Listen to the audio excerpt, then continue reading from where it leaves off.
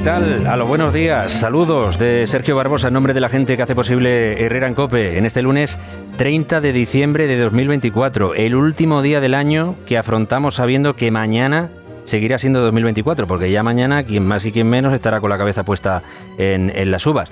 Mañana nos espera otra cena gorda. Algunos también le darán un poquito al chupete en la celebración posterior. Y luego encima, allá al fondo, ya se está viendo el roscón de Reyes. Con lo cual, los dueños de los gimnasios ya están frotándose las manos pensando en un clásico de enero, ¿no?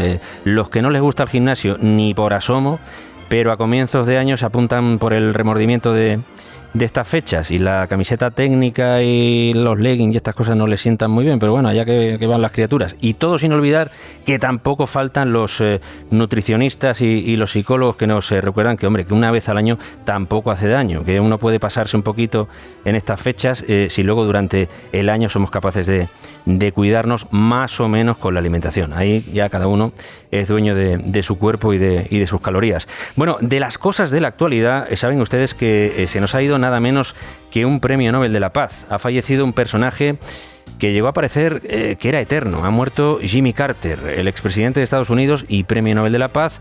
Ha dejado este mundo a los 100 años de edad, batiendo el récord como presidente más longevo de la historia. Y decíamos esta mañana que así a bote pronto, Carter fue un presidente que no tuvo mucha suerte, un presidente que ganó las elecciones de 1976 y tomó posesión en enero del 77. I, Jimmy Carter, do solemnly swear. I, Jimmy Carter, do solemnly swear. That I will faithfully execute. That I will faithfully execute. The office of President of the United States. The office of President of the United States. And will, to the best of my ability. And will, to the best of my ability. Carter era demócrata y se las prometía muy felices porque había conseguido derrotar a Gerald Ford, que fue el presidente que tomó el mando tras la dimisión de Nixon por el famoso Watergate. Su objetivo era devolver al Partido Demócrata la hegemonía que había perdido a manos de Nixon, pero al final solo estaría una legislatura porque en 1980 perdería de forma contundente contra el muy republicano Ronald Reagan. Bueno, tan mal lo iba a hacer aquel sureño moderado, lo bastante demócrata como para obtener el voto negro y lo bastante religioso y sureño como para obtener el voto blanco del sur. Pues miren, hay mucha gente, en esto coinciden en que Carter fue mejor expresidente que presidente, pero aún así, mejor expresidente que presidente, pero aún así también es verdad que las cosas no le cuadraron demasiado bien. Carter llevó a cabo una serie de medidas para liberalizar sectores de la economía que luego se atribuyeron a Reagan, o puso las bases de la estrategia de desarme que luego iba a desarrollar Reagan con Gorbachev, o fue el hombre que impulsó el acuerdo de paz entre Israel y Egipto. Pero en el tramo final de su mandato se le cruzó la revolución islamista de Irán en el 79 con la toma de los rehenes en la embajada de Estados Unidos. Carter preparó una operación de rescate de los rehenes que falló en el último segundo por la avería de un helicóptero militar. Y Jomeini ya no accedió a liberarlos hasta después de las elecciones de 1980. Si a Jomeini no le hubiera dado por hacer la revolución justo a pocos meses de las elecciones o no se hubiera averiado el helicóptero, dicen algunos que Carter podría haber sido reelegido. Pero es que además las consecuencias económicas de aquella crisis en política exterior también machacaron a Carter de forma cruel en la política doméstica. Para castigar a Jomeini se decretó un embargo al petróleo iraní que provocó otra crisis energética que se sumaba a la del 73.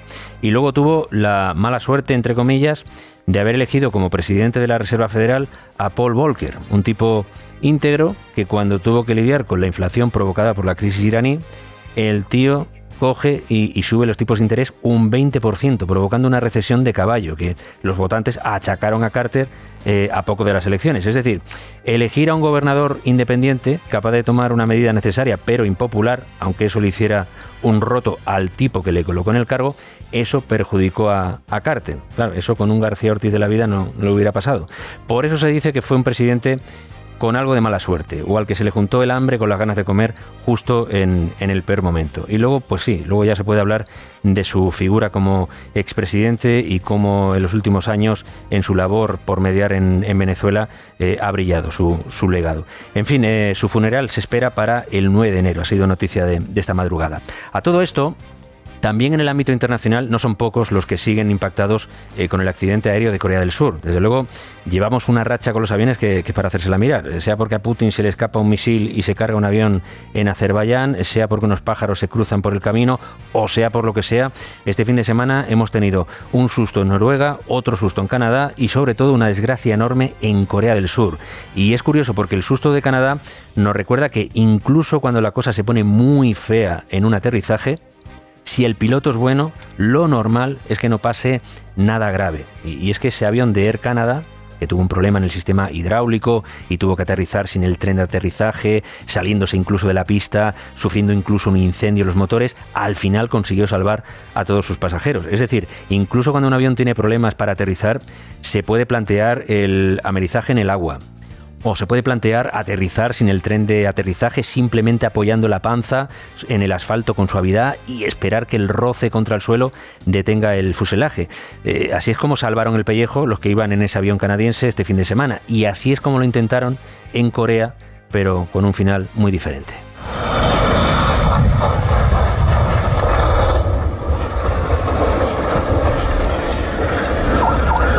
Ha sido un drama tremendo de esos que te sobrecogen porque las imágenes recogen los últimos segundos de vida de 179 personas. Posiblemente los únicos que fueron realmente conscientes en los últimos instantes de que no tenían escapatoria fueron los pilotos, que vieron que no les daba tiempo de detenerse antes de llegar al muro.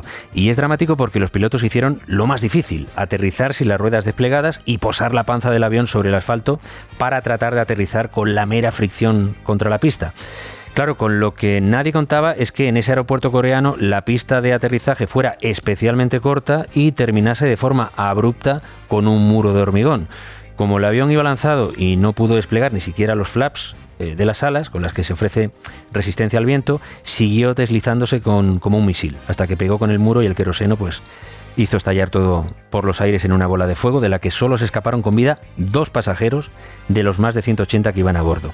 Ahora la gran incógnita es qué obligó a ese Boeing a realizar un aterrizaje de emergencia. La principal hipótesis habla de un pájaro que se coló en un motor. De hecho, el aeropuerto lanzó una alarma sobre la presencia de aves un minuto después o un minuto antes de que el avión entrara en alarma, pero los expertos no acaban de ponerse de acuerdo. Los hay que dicen que sí, que un pájaro es capaz de dejarte sin motor y sin sistema hidráulico, pero otros creen que eso no es suficiente, porque entonces tendríamos accidentes de estos cada 2x3, y no es así, porque los sistemas que ahuyentan a las aves suelen funcionar. El caso es que ya han rescatado las 2 cajas negras y habrá que ver si son capaces de averiguar las causas de ese accidente, pero vamos, que esto, sumado a los sustos de este fin de semana, los hay que los que no tienen muchas ganas de volar, con esto menos todavía. Entre tanto, aquí en España hay que decir que el drama continúa siendo la crisis migratoria. Solo desde Navidad han llegado a Canarias unas 2.000 personas en unos 30 cayucos, agravando la situación en los centros de acogida. Y lo verdaderamente estremecedor lo hemos conocido en torno a uno de esos cayucos, un cayuco que llamó la atención nada más llegar a la isla del Hierro, porque entre sus 207 ocupantes, uno de ellos tenía una herida abierta en el pecho, una herida que era compatible con una agresión por arma blanca y que de hecho obligó a ingresarle corriendo en un hospital. Pero es que pasadas las horas, cuando ya todos habían desembarcado y las autoridades del puerto habían hablado con los pasajeros, algunos de ellos aseguraron que su travesía había sido un verdadero infierno. Habían partido de Gambia y habían hecho una parada técnica en Senegal para recoger a más gente. Y en ese cayuco, atestado de gente en medio del mar, dicen que los 7 patrones que dirigían la embarcación empezaron a comportarse de forma despótica. La tomaron con uno de los pasajeros, al que acusaron de los contratiempos que estaban sufriendo durante la travesía en alta mar, y lo mataron. Y en medio del revuelo, los patrones acabaron matando presuntamente a otras 3 personas. Según el relato de los pasajeros, hasta 4 asesinatos con los que mandaban en el cayuco pretendían asustar al resto para que no rechistaran hasta llegar a Canarias. En total, 4 asesinados y un herido con una puñalada en el pecho que llegó, medio muerto al Hierro. La Guardia Civil, al dar credibilidad al relato, ha detenido a esos 7 tipos. A los 3 días de navegación, 3 de los patrones del barco deciden tomar represalias contra varios de los migrantes, ya que culpan a uno de ellos de los infortunios del trayecto. Como castigo, los patrones deciden asesinar a 4 de los migrantes y de esta manera atemorizar al resto de los ocupantes. Es difícil de imaginar el infierno que viven algunos de los que llegan a nuestras costas en su lugar de origen, en la travesía por África hasta llegar donde cogen el cayuco y luego durante los días que pasan en el mar. Ahí es donde nos vemos en la tesitura de tratarles con humanidad, al mismo tiempo que urge una reflexión sobre si estamos haciendo lo suficiente para acabar con las mafias que se hacen de oro a costa del deseo o la necesidad de toda esta gente de llegar a Europa y que luego les tratan como si fueran animales o peor que animales. Esta mañana le daremos otra vuelta a todo este dilema de la inmigración que nos ha traído a España, solo a Canarias este año, nada menos que 45.000 inmigrantes. Y todo esto mientras la clase política, ya saben, como decimos, no es capaz de llegar a un acuerdo de mínimos y mientras Pedro Sánchez está pasando unos días muy apacibles, parece que hoy termina, en el Pirineo aragonés. Para más señas, ha estado esquiando con su familia en Cerler, que es curiosamente la cuna de los negocios de Juan Carlos Barrabés, el empresario que ha acabado investigado por haber promocionado a Begoña Gómez y curiosamente haberse visto favorecido por adjudicaciones del gobierno que preside el marido de Begoña Gómez, tras haber sido recomendado por la esposa del presidente, Begoña Gómez. Sánchez es un hombre con los gustos muy claros y ha decidido disfrutar de la nieve de Huesca mientras evita todo lo posible el barro de Valencia, donde ayer, por cierto, se cumplían 2 meses de la Dana, con una nueva manifestación y la sensación de que las ayudas no llegan al ritmo que deberían llegar.